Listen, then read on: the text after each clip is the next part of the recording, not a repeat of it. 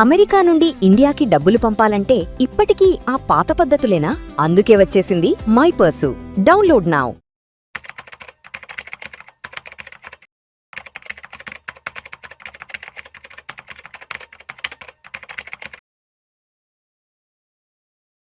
Hello everyone, I'm Madhvi Reddy. I'm a certified financial planner and chartered wealth manager. So welcome to weekend wrap up. So markets ఈరోజు చాలా పాజిటివ్గా close అయ్యాయండి. So almost again Nifty 24,200 అయితే gain చేయగలిగింది. So 244 points massive rally అయితే ఈరోజు Friday రోజు చూస్తున్నాము.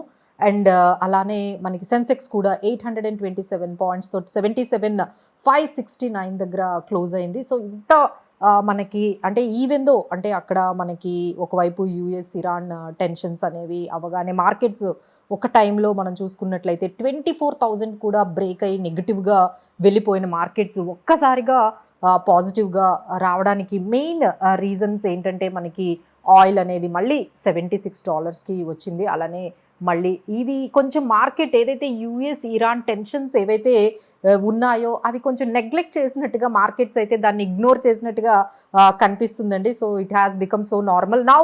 మార్కెట్స్ అన్నీ కూడా ఈ పర్టికులర్ ఇరాన్ ఇష్యూ లేకపోతే యుఎస్ ఇరాన్ కాన్ఫ్లిక్ట్ గురించి కాకుండా క్రూడ్ ఆయిల్ ప్రైజెస్ మీదే ఎక్కువగా ఫోకస్ చేస్తుందండి. ఎప్పుడైతే క్రూడ్ ఆయిల్ ప్రైజెస్ $80 అయిందో మార్కెట్ పడవడం, అలానే ఎప్పుడైతే మళ్ళీ అది $76కి రాగానే మళ్ళీ మార్కెట్స్ అనేవి రీబౌండ్ అవడం అనేది గమనిస్తున్నాము. సో మార్కెట్స్ అయితే కంప్లీట్గా ఈ టెన్షన్స్ని అంటే ఈ ఫ్రెష్ టెన్షన్స్ అయితే పక్కకు పెట్టేసినట్టుగా మనకి కనిపిస్తున్నాయండి. ఇంకోటి ఏంటంటే గ్లోబల్ మార్కెట్స్ అన్నీ కూడా కొంచెం క్యూజ్ ఎస్పెషల్లీ కాస్పీ మార్కెట్ కానీ హ్యాంగ్జంగ్ అలానే మనకి జపాన్ నికీ ఇవన్నీ కూడా ఏషియన్ మార్కెట్స్ అన్నీ కూడా పాజిటివ్గా ఎండ్ అవ్వడంతో మన ఇండియన్ మార్కెట్స్ కూడా కొంచెం పాజిటివ్గా మనకు కనిపిస్తున్నాయి.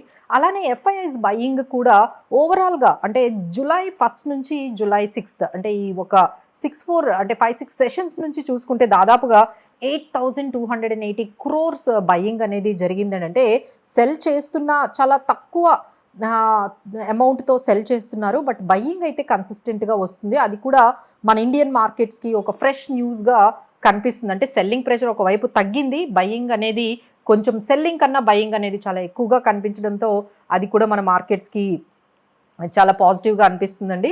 అలానే ఇంకొక డేటా అనేది వచ్చింది మనకి జూన్ యాంఫీ డేటా వచ్చిందండి. ఈ జూన్ యాంఫీ డేటాలో మనకి చాలా important క్యూజ్ for the stock market కనిపించింది. ఒకటి ఏంటంటే ఎస్ఐపీస్ పెరిగాయండి. అంటే అందరూ ఏమనుకున్నారంటే ఈ మార్కెట్స్ రిటర్న్స్ ఇవ్వడం లేదు, లేకపోతే ఈ విధంగా ఒకసారి 24,000 రీక్లెయిమ్ చేస్తున్నాయి, మళ్ళీ 24,000కి నుంచి కిందకు వచ్చేస్తున్నాయి. సో ఈ వాల్టిలిటీలో కూడా ఎస్ఐపీస్ అయితే రికార్డ్ స్థాయిలో 32,000 కోట్లు మనకి ఎస్ఐపి బుక్ అనేది పెరిగిందండి. So that is very good news అని చెప్పొచ్చు. అలానే ఈక్విటీ ఫ్లోస్ కూడా చాలా పెరిగాయండి. అంటే 22,000 crores మేలో ఉంటే జూన్లో దాదాపుగా 29,000 crores మనకి ఈక్విటీలో ఇన్ఫ్లోస్ వస్తున్నాయి. అంటే మార్కెట్ ఇంత వాల్టిలిటీ ఉన్నా సో ఇన్వెస్టర్స్ మాత్రం ఈ mid caps, small caps, large క్యాప్స్లో అన్నిటిలో కూడా చాలా వరకు వాళ్ళు పంప్ చేస్తూనే ఉన్నారు మనీని. సో ఇది మనకి చాలా రెసిలియంట్గా ఈ మన పాజిటివ్గా మార్కెట్స్ని ఈ ఎస్ఐపి బుక్ అనేది అంటే దాదాపుగా ఈ పర్టికులర్ వాల్టిలిటీలో కూడా 32,000 కోట్ల ఎస్ఐపి అనేది ఎవ్రీ మంత్ జరుగుతుందంటే అది మార్కెట్స్కి చాలా పాజిటివ్గా మనకి కనిపిస్తుందండి.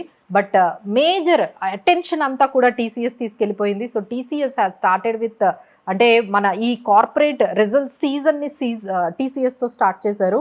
సో అది కూడా స్టెల్లార్గా మంచి అంటే అందరూ ఎక్స్పెక్ట్ చేసినట్టుగా కాకుండా అంటే ఐటీ మనకి చాలా వరకు చూసాము. దాదాపుగా లాస్ట్ ఈ యుద్ధం స్టార్ట్ అయిన దగ్గర నుంచి యాంథ్రోఫిక్ కానీ ఆర్టిఫిషియల్ ఇంటెలిజెన్స్ ఈ ట్రాన్స్ఫర్మేషన్ ఇష్యూస్తో అన్ని ఐటీ మన ఇండియన్ ఐటీ కంపెనీస్ ఎస్పెషల్లీ 30% వరకు పడ్డాయి. సో దీని గైడెన్స్ ఎలా ఉంటుంది, టీసీఎస్ ఇచ్చే ఈ రిజల్ట్స్ గైడెన్స్ ఎలా ఉంటుందని మార్కెట్స్ అయితే కొంచెం అందరూ ఇన్వెస్టర్స్ కూడా చాలా యాంగ్షియస్గా చూసారండి. But again TCS has come out with some growth పొటెన్షియల్తో వచ్చింది. దాదాపుగా 5% రెవెన్యూ గ్రోత్తో మనకి వాళ్ళు రిజల్ట్స్ని నిన్న మనకి థర్స్డే రోజు స్టార్ట్ చేశారు. కార్పొరేట్ ఎర్నింగ్స్ని విత్ స్ట్రాంగ్ డెబ్యూతో స్టార్ట్ చేశారు. సో అది కూడా మనకి కొంచెం మార్కెట్లో ఆల్మోస్ట్ ఈ ఐటీ స్టాక్స్ నుంచి కొంచెం పాజిటివిటీ ఈ ర్యాలీలో ఏదైతే ఈ రోజు చూస్తున్న ఈ ర్యాలీలో ఐటీ స్టాక్స్ కూడా కొంచెం పాజిటివ్గా రావడంతో మనకి అంటే వాళ్ళ బుక్ కూడా అంటే టీసీఎస్ ఆర్డర్ బుక్ కూడా 1.95 బిలియన్ అనేది ఆర్డర్ బుక్ ఉందండి. So that is showing the growth and the potential of the TCS. So ఎందుకంటే ఈ టీసీఎస్ గైడెన్స్ మిగతా ఐటీ కంపెనీస్ మీద కూడా ఆ ఇంపాక్ట్ అనేది ఉంటుంది. సో ఎప్పుడైతే టీసీఎస్ ఈ విధంగా గ్రోత్ పొటెన్షియల్ గైడెన్స్ కానీ లేకపోతే ఆర్డర్ బుక్ కానీ ఇంత స్ట్రాంగ్గా చూపించిందో సో మిగతా ఐటీ కంపెనీస్ కూడా అది పాజిటివ్గా మనకు కనిపిస్తుందండి. So these are all major reasons. అంటే ఎఫ్ఐఐస్ బయింగ్, క్రూడ్ ఆయిల్ తగ్గడము, అలానే టీసీఎస్ స్ట్రాంగ్ కార్పొరేట్ రిజల్ట్స్తో రావడంతో మార్కెట్స్ ఆల్మోస్ట్ ఇప్పుడు మనకి 24,206 అంటే ఇప్పుడు మనకి సపోర్ట్ లెవెల్స్ చూసుకుంటే 24,000 దగ్గర అయితే స్ట్రాంగ్ సపోర్ట్ అయితే మనకి కనిపిస్తుందండి. ఒకవేళ 24,000 బ్రేక్ అయినా 23,800 రాగానే చాలా బయింగ్ అనేది మనకి సపోర్ట్ అనేది కనిపిస్తుంది. వేరాజ్ ద రెసిస్టెన్స్ లెవెల్స్ అయితే మనకి 24,500 లాస్ట్ టైం మనం చూసాము. సో 500, 550 రాగానే కొంచెం సెల్లింగ్ ప్రెషర్ అయితే కనిపిస్తుంది. బట్ ఓవరాల్గా మార్కెట్లో బయింగ్ అనేది అయితే ప్రతి లెవెల్లో కూడా ఇమ్మీడియట్ బయింగ్ అనేది కనిపిస్తుంది, సపోర్ట్ అయితే కనిపిస్తుంది. So we need to keep buying every opportunity. అంటే ఎవ్రీ ఫాల్ అంటే ట్రంప్ మనకి చాలా ఆపర్చునిటీస్ ఇస్తున్నట్టుగా కనిపిస్తుందండి. ఎందుకంటే వీకెండ్స్ అంతా కూడా యుద్ధం అంటూ ఆయన మేము స్టార్ట్ చేస్తున్నాము, స్ట్రైక్స్ అంటున్నారు. వీకెండ్కి వచ్చేటప్పటికి ఆ ఇంటెన్సిటీ తగ్గిపోయి మళ్ళీ పీస్ అంటున్నారు.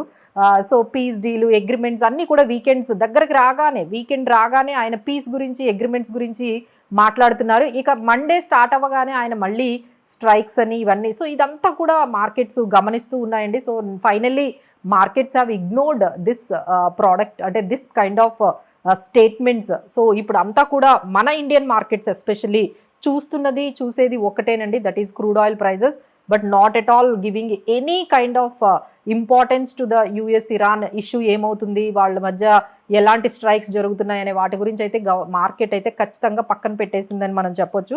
సో ఇక్కడ నుంచి మనం ఇలాంటి సిచ్యువేషన్లో ఎలాంటి స్టాక్స్ మనము తీసుకోవచ్చు, ఎలాంటి సెక్టార్స్ మనము పికప్ చేసుకోవచ్చు అనే దానికి ఫస్ట్ ఏంటంటే మనకి ఏఎంసీ కంపెనీస్ అండి. మీ అందరికీ తెలిసిందే ఎస్బీఐ ఫండ్ మేనేజ్మెంట్ కంపెనీ ఐపీఓకి రాబోతుంది, July 14th రాబోతుంది. సో దానివల్ల మిగతా ఏఎంసీస్ అయిన లిస్టెడ్ ఏఎంసీస్ అయిన హెచ్డిఎఫ్సి కానీ, నిపాన్ కానీ, ఐసిఐసిఐ ఇవన్నీ కూడా కొంచెం పాజిటివిటీ అనేది చూడొచ్చు. అలానే బ్యాంకింగ్ అండ్ ఫైనాన్షియల్ సర్వీసెస్ అవి కూడా ఇప్పుడు కార్పొరేట్ రిజల్ట్స్ రాబోతున్నాయండి.